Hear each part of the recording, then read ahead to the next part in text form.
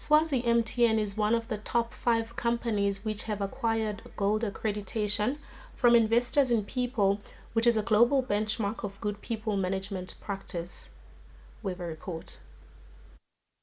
Investors in People is a global benchmark of good management practice designed by world-leading academics, practitioners, and industry experts who test workplace trends and leading practices.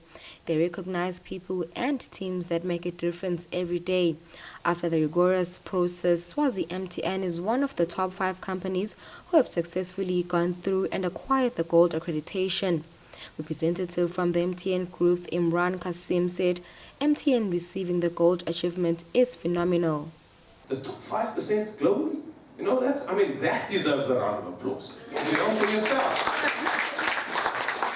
And when I think about it, we have other organizations who still haven't got a basic accreditation. I hate to call out our brothers in MTN South Africa, but they're still trying to get a basic accreditation. Swazi MTN CEO Ambrose Dlamini says Swazi MTN's milestone coincides with the company's commemoration of Customer Service Week, which is an annual commemoration which takes place on the first week of October. Dlamini says this is an important week for MTN because it creates an environment where staff can be inspired.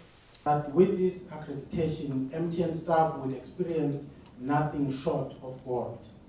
This will shine through in the way they are managed, as well as through a friendly, inspiring, conducive, and innovative work environment.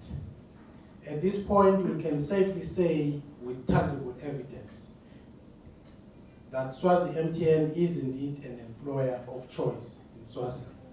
In his closing remarks, he thanked all Swazi MTN's customers, partners, and stakeholders for the consistent support and encouragement. For Swazi TV News, I'm Lungelele Makakula with Solisane Mabuza at Zuluni.